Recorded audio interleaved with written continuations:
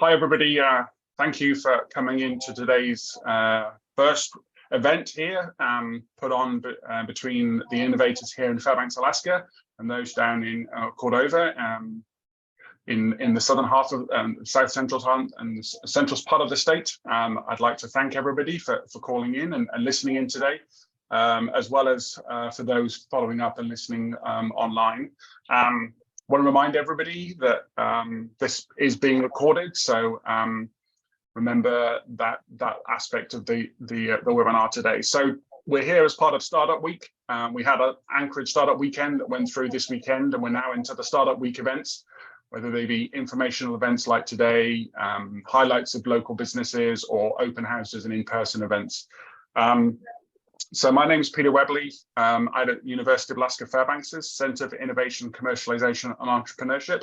And we're the host for a group of individuals from Cordova to talk about energy innovation, intersecting with businesses in Cordova and the region. So on that aspect, I'll pass it over to Tommy Sheridan to introduce the speakers, and then we'll get going. So I'll pass the sharing privileges over to you, Tommy.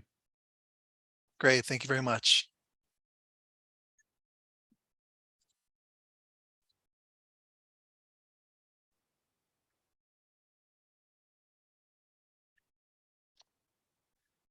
So if I may, my name is Tommy Sheridan. I'll introduce myself a bit more here in a second, but I just wanted to acknowledge where Clay, Katrina, and I live. We live here in Cordova. And so I just want to acknowledge the Alaska Native nations whose ancestral lands are referenced throughout this talk. Here in Cordova, we are located on the ancestral lands of the Eyak people. The native village of Eyak is an Alaska Native village, mostly comprised of 4 distinct Alaska Native people: the Eyak, Chugach region people, Tlingit, and Athabaskan, who are organized together as a federally recognized tribe.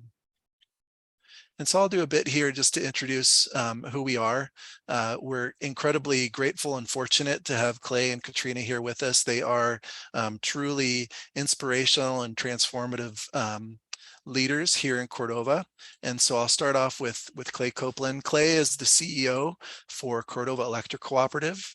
He has 30 years plus of experience as a professional engineer, and most recently 15 years of that has been as CEO for the local cooperative.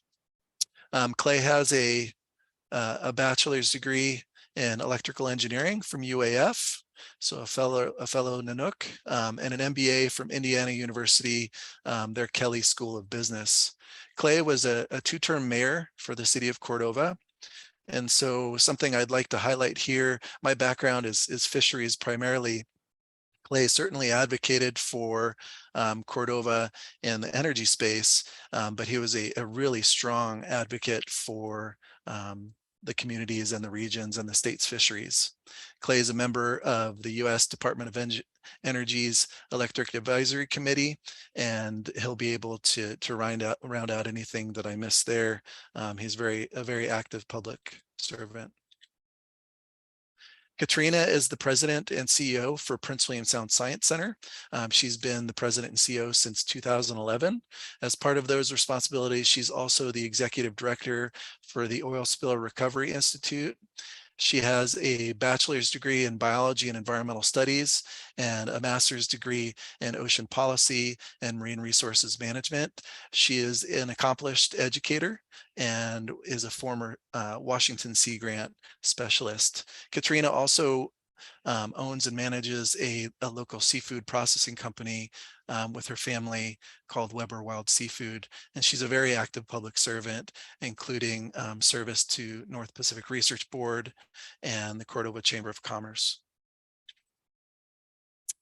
I am joining us as a really new hire for Alaska Blue Economy Center at UAF. I am the new associate director for ABEC. My start date is officially on the 20th, so I'm getting started a little bit earlier here. My background is fisheries. I have a 20-year career here in Alaska working in hatcheries, I was a fishery manager for the state of Alaska, Alaska Department of Fish and Game. I've worked for a seafood processing company, and more recently have been working in a variety of academic positions, including teaching positions, research positions with Alaska Center for Energy and Power, and now ABEC. I have a bachelor's degree in environmental studies from Florida State University and a master's degree in fisheries and wildlife administration from Oregon State. Like Clay and Katrina, I'm very active public servant. And so here I'll just note that I'm one of 2 US commissioners on an international body involved with salmon fishery resource management and research in the North Pacific, and that is the North Pacific Anadromous Fish Commission. And I'm very active otherwise locally, regionally, and in statewide service. And here, I'll just hand it off to Peter. I'll stop sharing my screen here. Actually, I'll be handing it off to Clay for him to start his presentation. But I just provide a little bit of an introduction on who Peter is, and I'm sure he'll have an opportunity to elaborate. So with that, I'll go ahead and stop sharing my screen. Perfect. Thanks for that introduction, Tommy. So, Clay, if you would like to bring over your slides. So yeah, I'm based in Fairbanks. I've been part of the university here since the fall of 2005 in many different hats. My current role is a program manager with an innovation accelerator program as part of Alaska Center ICE. So thanks for that, Tommy. Over to you, Clay, to start talking about energy innovation in the region. Okay, thank you, Peter. It's been a fascinating career here in Cordova. I still feel like the community is somewhat of a case study for me for its resilience, entrepreneurship, and innovation. So exciting to participate in this panel. I just want to point out that Cordova Electric has come far fairly fast, but we haven't done it alone. We've had a lot of strong partners, and our big levers have been cooperation with other organizations, adapting to what is very often a challenging and harsh environment, and then innovating to develop new solutions where we don't have affordable solutions available to us. So many partners, I could probably double this list now, but work very closely, especially with our local tribe, the native village of Eyak and the Eyak Corporation, and then our regional Chugach Alaska Corporation. Just a few examples of the really challenging floods and avalanches and earthquakes. It's a very active zone in coastal Alaska, and it's a challenging environment to keep the lights on for an electric utility. So that has forced us to innovate, and again, very often just using old technologies or things that we already know, but adapting them in a way that's flexible and affordable and meets our unique needs, always with the goal of providing affordable, reliable, and sustainable energy. So we have 2 run-of-the-river hydroelectric projects. The advantage is that they're environmentally very responsible. They're built at the tops of waterfalls, and the power plants are at the base of waterfalls, so they don't impact the spawning reaches. And they naturally allow gravel, sticks, the normal bed load and movement through the river to continue as it always has. So very environmentally responsible. The downside is that we don't have large reservoirs where we can store the energy. So it's a use it or lose it proposition. You either use the energy when it's available, or the excess water just goes on down the stream and you can't use it. In the winter, as our rivers freeze up at Humpback Creek on the left here and Power Creek on the right, we have to supplement with increasingly more diesel fuel until by springtime, many times we're close to 100% diesel generation until the spring runoff starts in May. We also have to use a little bit of diesel. About 25% of our diesel happens in the summer with our large seafood processing loads exceed the capacity of our hydro. And we have to supplement with diesel, but there's a little success story embedded there that I'll talk about later. We've used a lot of new next generation technologies. We participated in the largest grid modernization project in the country here. We have a highly automated grid that we've had fully automated for over 20 years now, and we collect all of the data from that system, 1-second resolution data. So it's really a rich resource for modeling and deploying next generation technologies. And our battery energy storage system is one example of that. Instead of deflecting excess hydro capacity and having it available to respond to fluctuations in our grid's needs, we have a battery energy storage system doing that. And it saves us as much as 60 or 70,000 gallons of diesel fuel a year. We've also deployed free electric vehicle charging stations in our community, and are looking at some next generation technologies that I'll discuss a little later here. I should say that we modeled some next generation architecture for microgrids. Alaska in general, and Cordova is in that group, hosts microgrids for our communities. We're not connected to other grids. So we have to have a lot of excess capacity. If we're doing maintenance or a generator fails, we have to have lots of backup. So it makes it very expensive to operate microgrids. And it also requires a much higher standard of reliability. You have to provide frequency control and time error, all the other services that the national grid provides, but we have to do it on a tiny, tiny scale. I just want to point out one example of the innovation in Cordova. On the right-hand side of this, or on the left-hand side of the central picture is Alex Hagmuller. He was born and raised in here in Cordova, right down the road from me, and his partner Max Ginsberg. These two built a wave energy generator essentially in their garage. Alex's father-in-law machined the parts here in Cordova, and they beat out 96 other teams to develop next generation wave energy. And at least 2 or 3 years ago, when they won, they were getting a 5 times unit output per unit cost of their device over the existing technology. So just one example of Cordova innovation. A little bit about the resilience of Cordova. We've had a series of disasters where whether it was the Copper River Northwest Railroad built a huge economy and really amazing technologies back then with hydropower, central power, telegraph services as early as 1907. But when the railroad closed, that caused an economic collapse. Cordova reinvented itself as the razor clam capital of the world, but the 1964 earthquake uplifted the clam beds and destroyed that. We started the Copper River marketing phenom in Copper River salmon, now retailing as much as $100 a pound, and also built hatcheries largely by volunteers and in cooperation with the state to build a hatchery system that supplemented the salmon runs.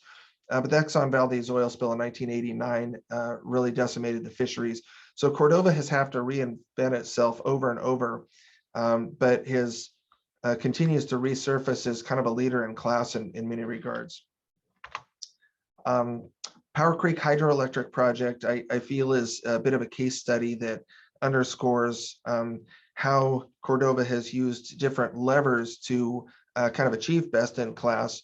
And this is a more recent story. In 2000, we built the Powell Creek Hydroelectric Project on tribal lands. So it generates lease revenue for the EAC Corporation. It also, in partnership with the EAC Corporation, we got $12 million of grant funding to build the project. And then the state supplemented with $12 million to pay the entire debt on the project, so that our delivered cost of power is about 6 cents a kilowatt hour from this project now. It also provided very abundant and very fixed cost power. So it's predictable for our large seafood processing industry.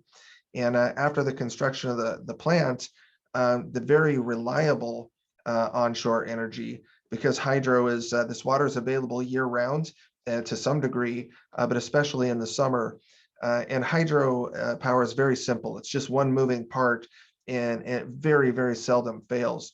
So that, in partnership with our underground power lines, makes us one of the most reliable grids likely in the world. And this is very important for our highly automated seafood industries.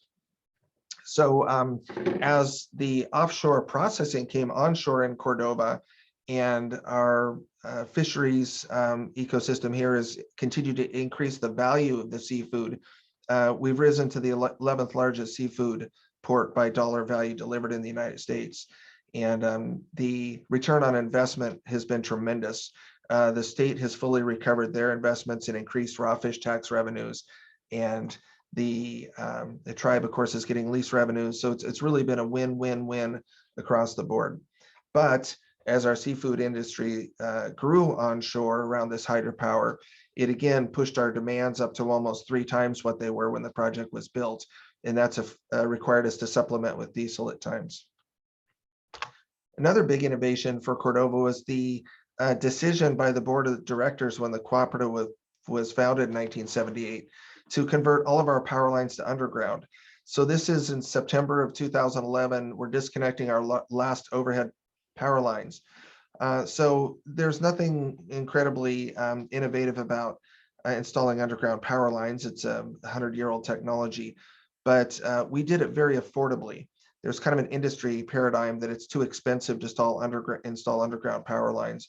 We were able to install ours at cost parity and in most cases more affordably than overhead lines by innovating, using tricks, new and old, developing tricks.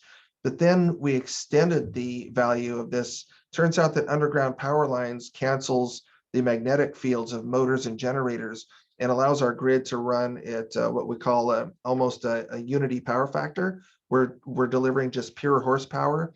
And this has allowed us to run our hydroelectric project far beyond its 6 megawatt capacity at a tremendous fuel savings by leveraging our underground power lines. So again, a little innovation there. I took this live video just about 30 minutes ago. It's our Powell Creek Hydroelectric project, and you can see there how we're spilling excess hydropower right now.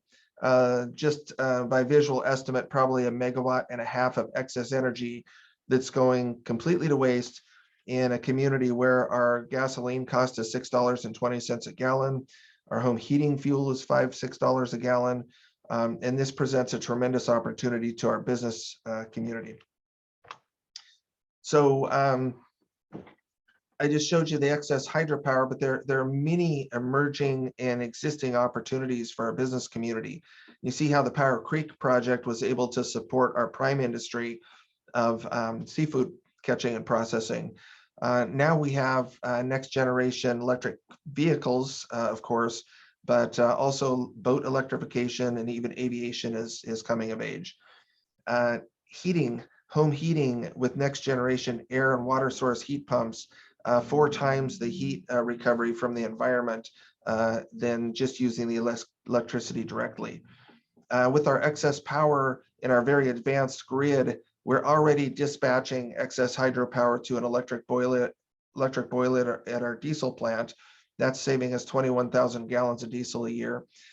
We are in a position to start extending that dispatchability and interactability with our customers, so that instead of spilling excess hydro water, we could be heating homes and businesses. We could be charging electric vehicles or electric forklifts or other devices.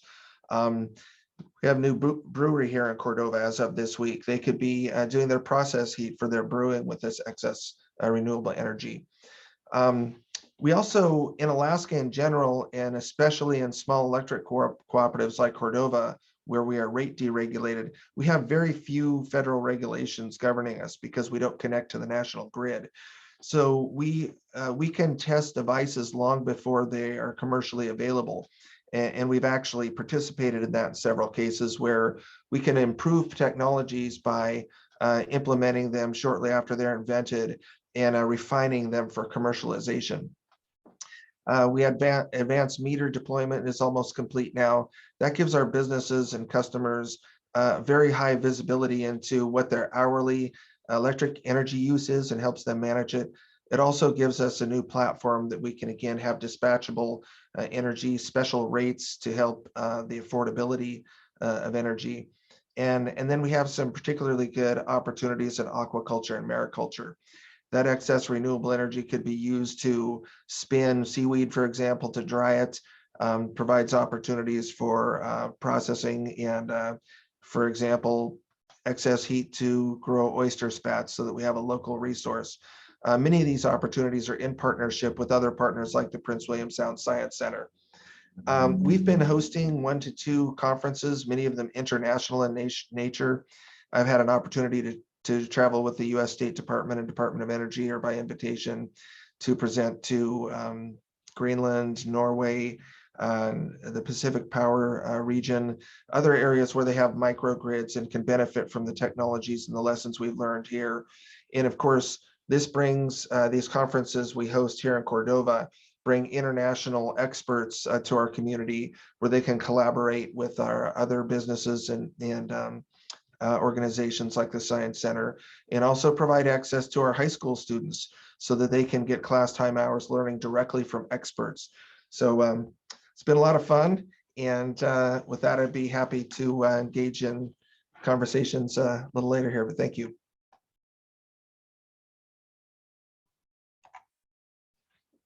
Thank you for that, Clay. As I said, there's a Q&A capability for anybody listening in to ask any questions of our presenters today. And we'll have a conversation at the end for any questions from ourselves to ourselves, but also anybody listening in. I've got some questions already, so that's good. But I'll pass it over to Katrina. You should be able to share from your side, and we'll be able to hear about yourself in the Prince William Science Center.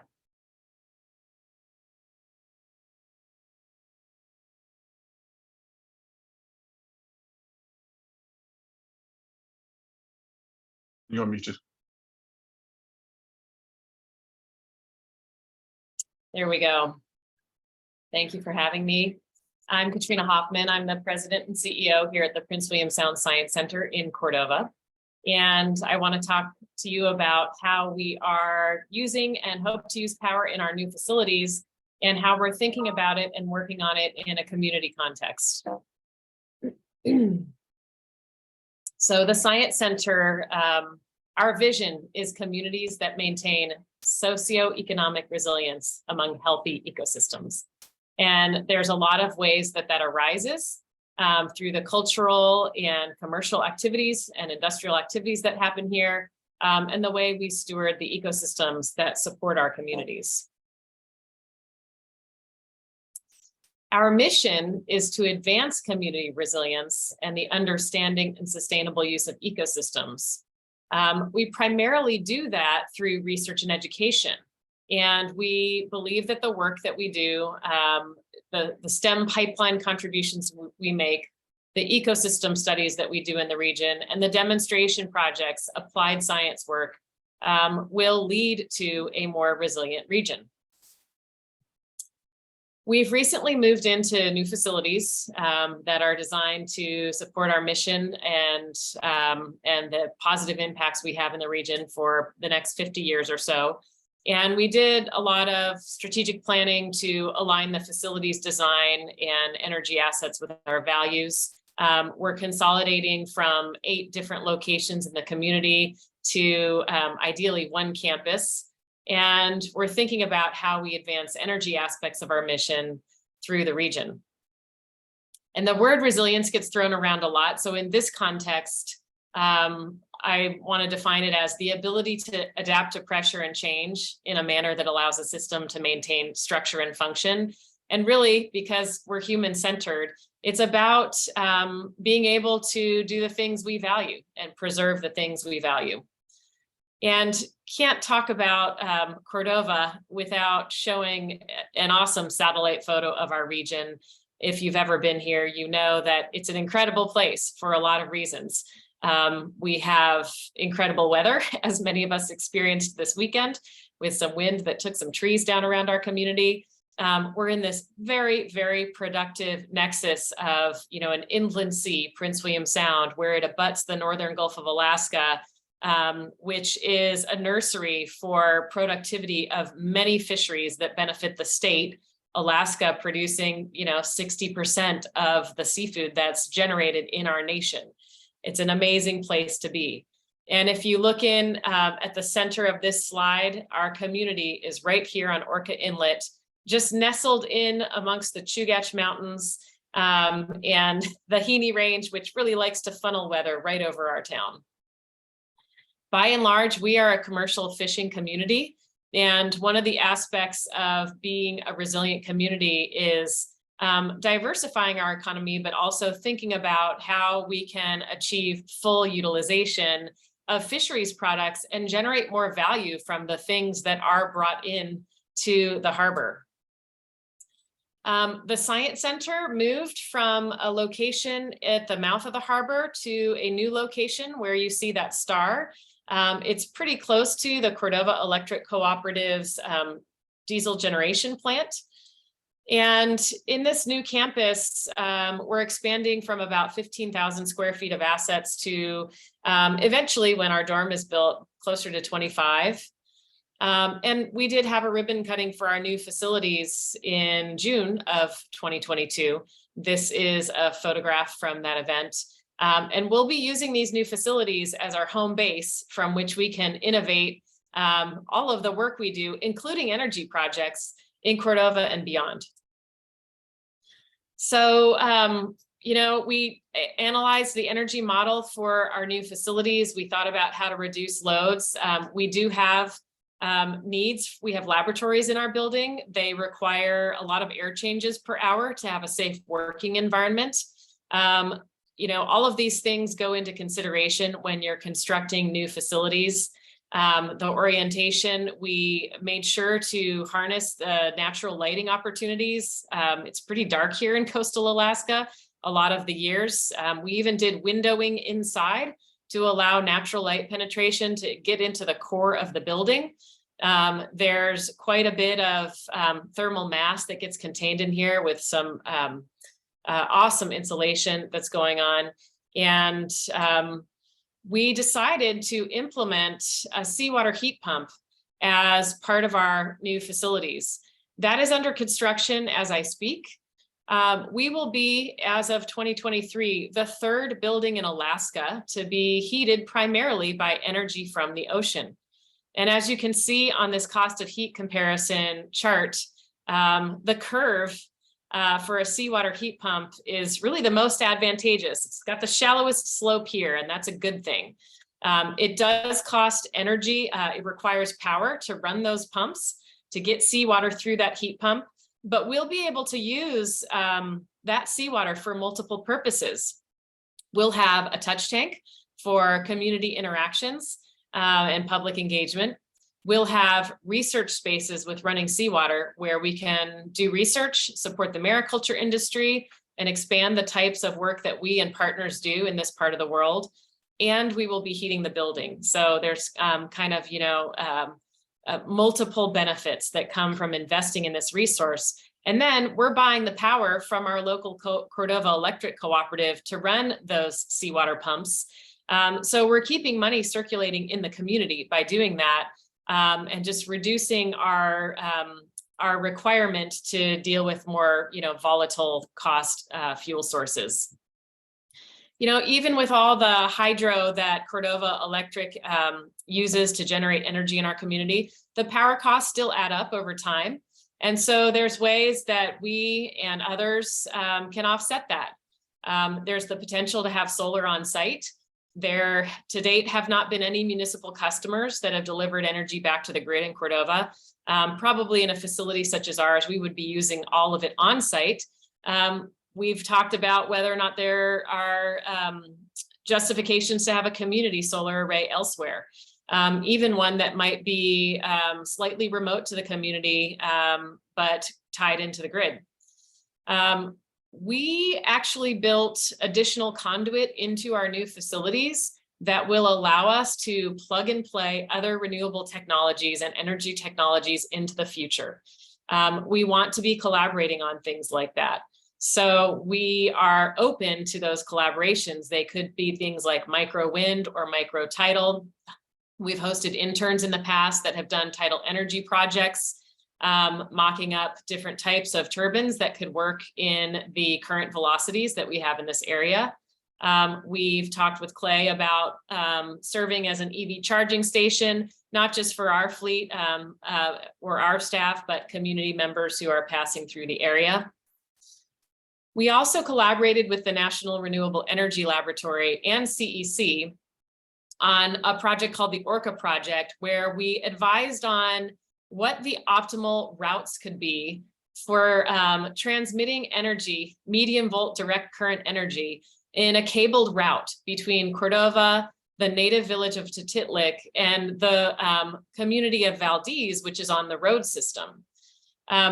There isn't MVDC being transmitted anywhere in the world yet, to my knowledge. But these types of interties, grid ties to road system communities, should these technologies be able to be implemented here, are things we are looking at.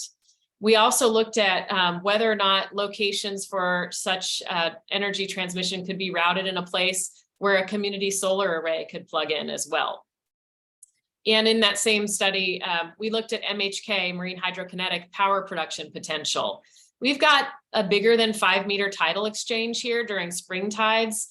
More average, it tends to be about 3 meters.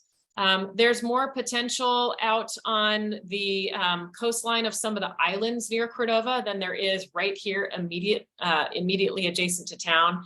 And then there's pretty good potential in Southwest Prince William Sound near the native community of Chiniga, which could have its own assets. And this is a map of some of those MVDC cabled transmission routes that we evaluated. The yellow one at the bottom would be a potential route if there were to be a community solar array on that island, which is Hinchinbrook Island in the bottom. Other new horizons in our coastal communities, energy investigations, which could be applied elsewhere. We, along with Clay, have looked at and will continue to look at whether or not there are opportunities to direct waste heat from the power generation plant to facilities in the vicinity of the power generation plant. How can we help our fleet adjust to alternative fuel sources, decarbonizing the fleet, if you will, or keeping some of the energy more local? How can our processing facilities become more efficient and go for full utilization of the landed products, including in a world where the fisheries returns are more variable and in some cases lower than in the past, but where through full utilization, you could capture the same or potentially more revenue per pound by generating other value-added products from those materials. A couple in Cordova did start a hydroponic farm during the pandemic. Due to economic pressures and other factors, they have left Alaska. The Prince William Sound Science Center bought that farm from them, and in early 2023, we'll be standing that up again. That farm also uses energy, has a lot of LED lights that help to grow those the produce that comes out of that farm, and optimizing the ways we source that energy, specifically as it pertains to cost, is going to be really important to us.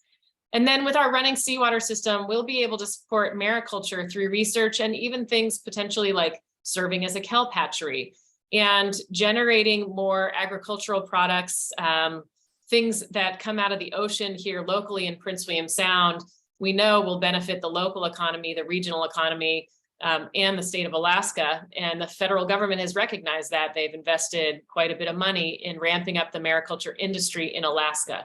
And through resources we have in Cordova at the Prince William Sound Science Center and the Power Co-op, we can be a part of that ecosystem as well. So we want to demonstrate how localized energy can contribute to community resilience.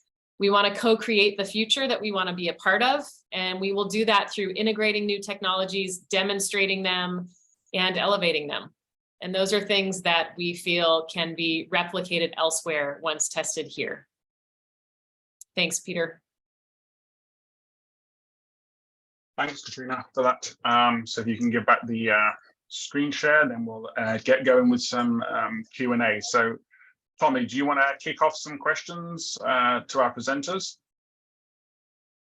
Sure. If you don't mind, I have just a few slides that I'd like to build off of. Yeah, perfect. Go ahead. And then we'll start in earnest on the questions. I have certainly a few for Clay and Katrina. Bear with me 1 second. I'll share my screen. Great.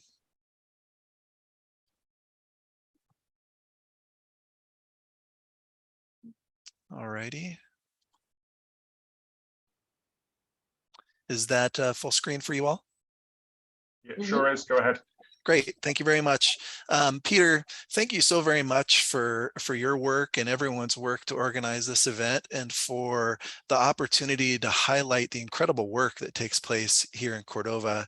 I'm so very grateful to Clay and Katrina for taking time out of their incredibly busy schedule to share their knowledge and experience and really to kick this week off in a great way. So again, my name is Tommy Sheridan. I am a relatively new hire at the university. So I am now the Associate Director for Alaska Blue Economy Center.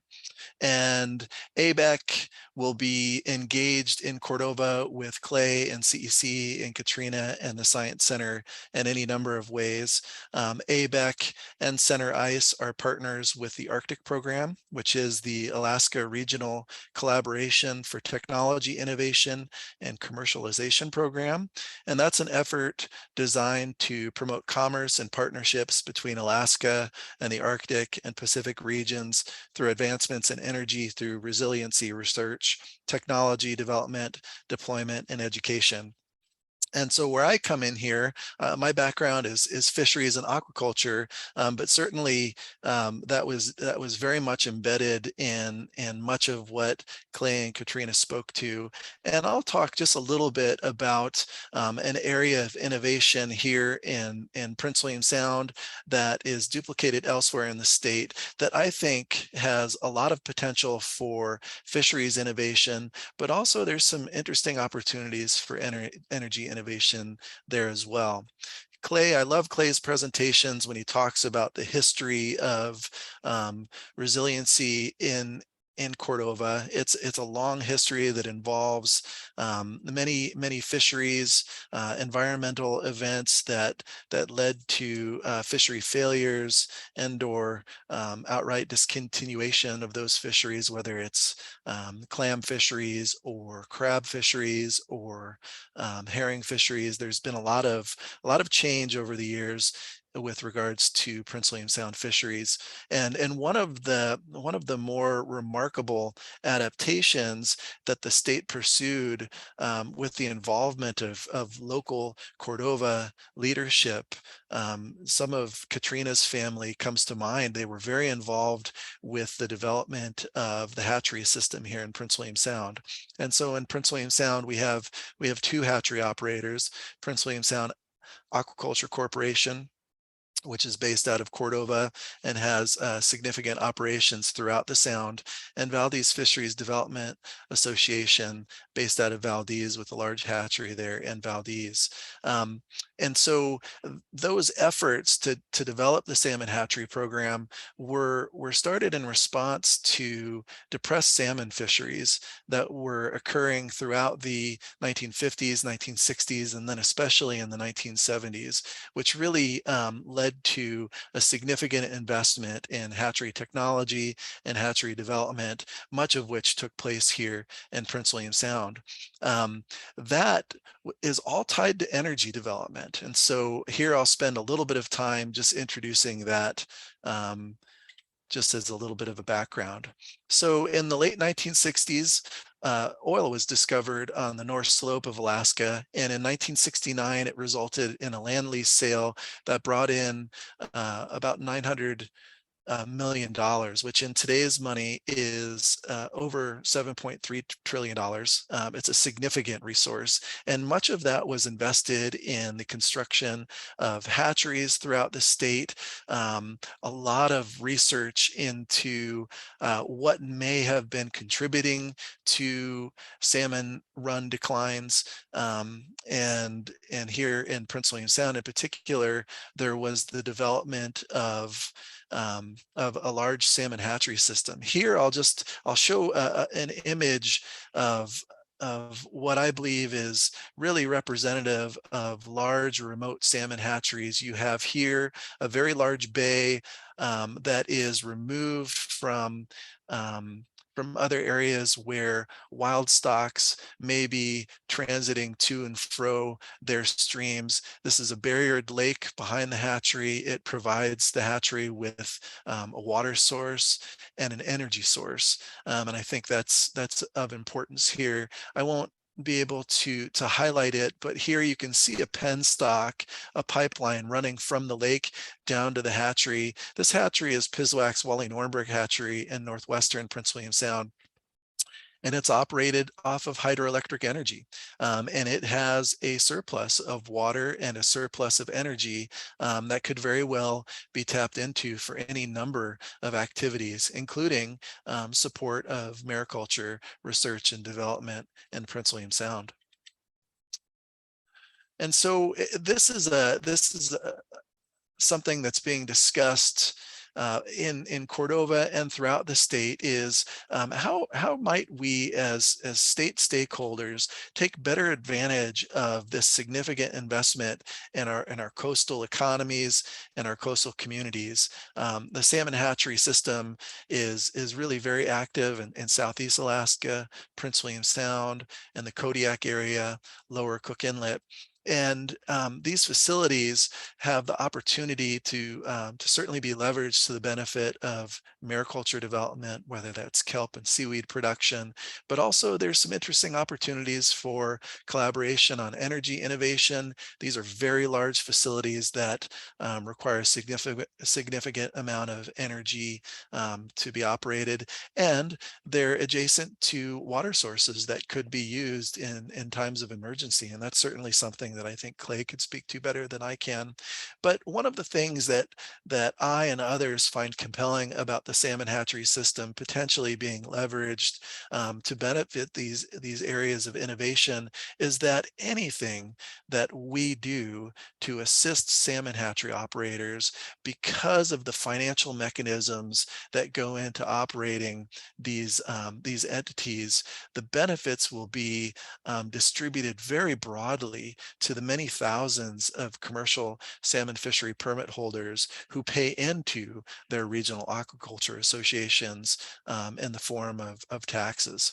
And so something that I'll just introduce here, but Clay will be able to speak to, and I'm looking forward to hearing that, is Clay could speak to how fisheries development really took place in Cordova in the past 15 years due to some really incredible innovations on the part of Clay and CEC. And what I'll share here is that Clay made reference to microgrids.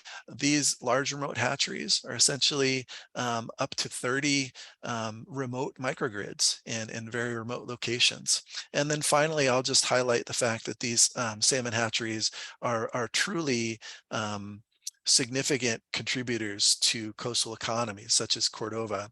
Alaska salmon hatchery production accounts for, in many years, in excess of 25% of Alaska's total salmon harvest in terms of number of fish, but also value of fish harvested, salmon harvested in the state.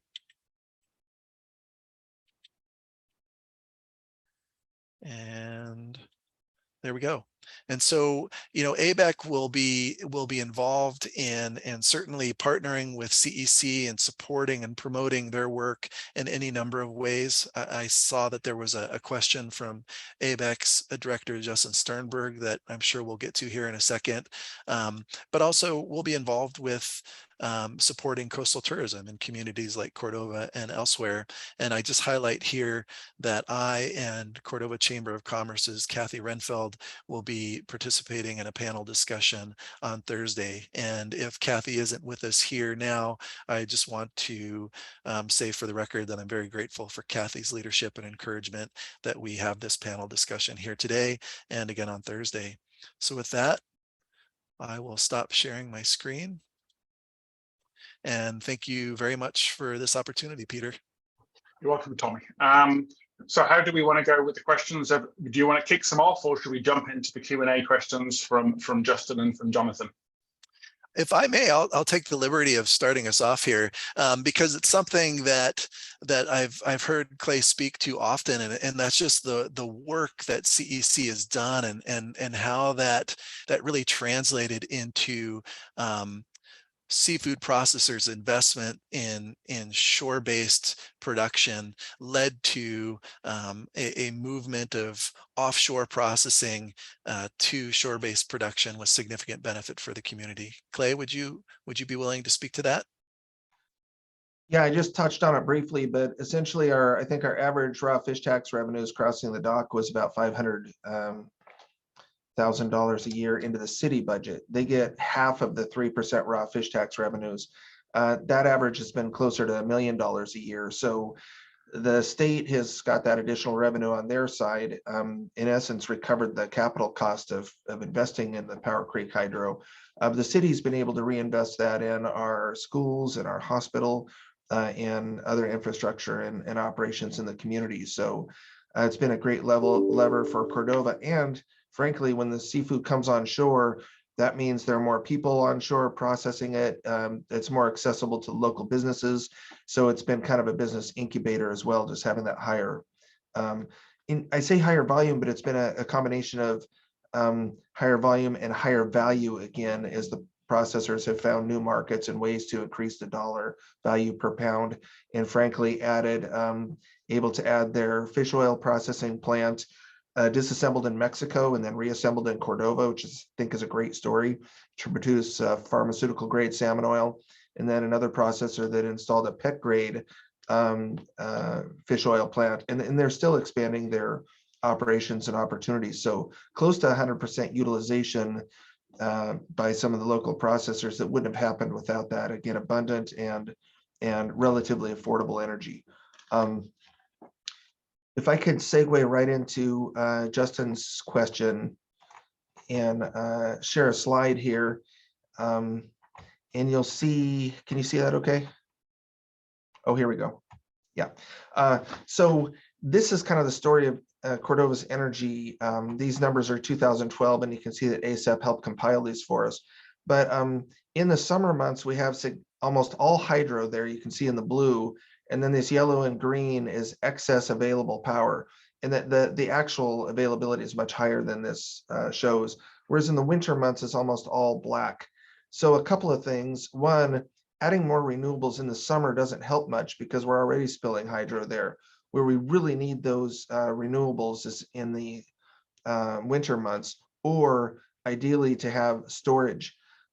So the first and best thing that we could do with our excess energy here is find a way to store it, especially through like pump storage at a hydro facility, a reservoir facility, so that we can use that energy in the winter months. That gets the diesel cost off our back, which is the real expensive component of our energy, particularly now with our high cost. But what are some of the things we can do in the summer months with that excess energy in partnership with ASAP? I mentioned earlier, maybe kelp or seafood processing, whether it's shellfish farms that want to can some of their seafood or process it with a little extra energy contribution. There's a tremendous amount of clay over at the Healy coal mine. Ironically, if there's an opportunity to make ceramics or maybe even large vessels for salting fish, again, process heat for breweries. There's just charging electric vessels as vessels become electrified. They're efficient, but sometimes slower. But if you're going back and forth to a shellfish farm, maybe it's a new model is to use electrified boating, where you can charge your boats here in Cordova, go out to your farm, work it, come back, maybe even use some of that energy that you take with you for your process on site. So there's new business models available there. Then there's wood drying, recycling. Maybe you melt and repurpose local glass instead of putting it in the landfill. Katrina had mentioned waste burning. You can use some of your energy to generate additional energy. Air and water taxis as we look into the future. So lots of opportunities. And where ASAP's really helped us and can continue to help is that, again, we have this very rich data set, and businesses want to know what is energy going to cost, when is it available. By having our historical use, we can kind of show that in general, these are the seasons when you would be able to use this energy, and then actually help us with the development of the controls and dispatching. So I'll stop there, I guess. Great, thanks for that, Clay. Yeah, I was just thinking of some ideas on new opportunities, and I think the one you highlight there, this graph shows it really well, is you have the use it or lose it type of thing, but how can you store that green and yellow to use some of it, but offset the black, so the black becomes what you see at the bottom for the whole year, rather than those big spikes as you come into the winter months. And that could be a first real step. And then as you produce more, then you can start to use it for other opportunities, but minimizing the yearly cost on diesel just makes it more opportunistic to be able to use some of that revenue for other aspects. It's a return on investment in the long term for the whole community, including the electric cooperative, but all those that live and operate and work in Cordova and the surrounding area. So a question that's come from Jonathan is focused around the underground line work that you highlighted, Clay, about moving to underground lines. Can you comment on, or maybe all of you having lived that live in the area, sort of comment on how the wind storm that downed the trees that Katrina mentioned, how the cost impact could have been if you'd had overland lines versus underground, because of that adaptation, how you actually probably have saved a significant cost because you don't have downed trees on lines. You know, I'll try to answer this as succinctly as possible. We were having, when I first got here, we averaged 1,000 hours of overtime a year, almost all of it storm related, response to the storms, extended outages. I remember one of 3 days long to one particular kind of remote overhead service. We've co-published a paper on, we actually took the 40 years of conversion from overhead to underground power lines, looked at all the value streams. Life safety is one of my favorite. Underground power lines are so safe that we broke that into the cost of the outages, the cost of operations maintenance, and so forth. So that's a published paper with Peter Larson of Berkeley National Labs that I can share. I also hosted a webinar here about a few months ago to the Department of Energy on how underground power lines add resilience. But the bottom line is the O&M is very, very low. The one trade-off is that when you do have a failure in underground power lines, it takes longer to locate and repair the problem. But we've developed workarounds by having loops in our system so that we can backfeed and isolate a faulted section of cable without losing very few or any other customers till we get it repaired. The new technologies for locating underground power lines have improved dramatically. And frankly, we're using new generations of wire that when installed properly, you can expect up to 100-year life. So, but I have some of those resources available if you email me on underground power lines. Great, thanks for that, Clay. Tommy, do you mind if I have a question for Katrina, actually, if that's all right? So Katrina, with the Prince William Sound Centre in your new facility, how can the statewide community help you build partnerships to be able to come in and integrate with you and use the facilities? And how do you make those decisions on who might be partners going forward? Sort of, is it personal relationships? Is it collaborative existing projects? How do you build a new partnership, especially as you're moving into this new facility with this increased footage square space for doing research? Right. Thank you for that question, Peter. As a faculty member, you can probably understand that it occurs through all of those avenues. We have folks with PhDs on our staff who find folks that they want to work with on projects. However, the energy sector is new for us, or newer, if you will. And so part of that, that relationship building happens on the leadership side. And also we're soft money funded. So we need to collaborate and or source funds through grants or other contributions that allow work to advance. And so we've been talking with what I'll call a collective here in the community about how some of us business leaders want to advance resilience initiatives in Cordova. There are opportunities to use bench space and office space here for collaborative projects. For a very long time, we have hosted folks like graduate students, postdoctoral fellows, and that sort of thing. They get a collegial environment among other science-minded people who are working on technical projects. We have folks with all manner of skills on our staff, programming, RStats, GIS, tinkering, building. We have, essentially science centers like ours are maker spaces. We have a 3D printer. When we don't have what we need and can't order it on the market, sometimes we design and build it here locally. And so I invite those conversations about how to collaborate as it pertains to testing energy technologies. Please reach out to me. And I saw an announcement of some other energy related presentations in Techstars Startup Week that I'm interested in. And I know, one of the big hurdles is permitting, even for a small array where you could test a technology, that the permitting can be prohibitive and protracted.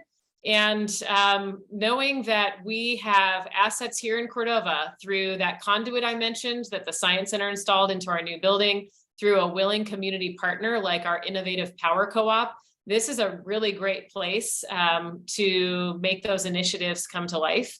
And also to partner with those policymakers to move those things forward.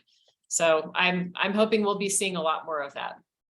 Great, thanks for that. Yeah, for those listening in and watching the recording afterwards, just both Katrina and Clay have been very open to show the collaborations that they developed and the opportunity that you might be interested in working with the two organizations. Clay highlighted the innovation capabilities that can be done with Cordova being like a test site and a test bed for new technologies, and then the types of spaces that Katrina highlighted at the new Science Center building just gives you the opportunity to collaborate locally. So if you're looking at Cordova as a place to come and test some new technology, then you've got here some opportunities of individuals that you can reach out to, collaborate with, and go after joint opportunities where all the organizations involved can benefit, both those locally and those looking to build capabilities that can support the local businesses and the industries and the state as a whole. So I appreciate both of you being open to that. So Tommy, I'll pass it back to you for maybe the final question before we wrap up for today. Well, I see that we're running low on time, but I think rather than ask a question, I wear a lot of different hats here in Cordova, and certainly one of them is as a Cordova resident and a member of the Cordova Electric Cooperative, and as a parent of 2 young children. And so what I would say is that, and something that I share with Clay and his board at every opportunity, is I've lived here in Cordova for 12 years. We lived in Sitka before that.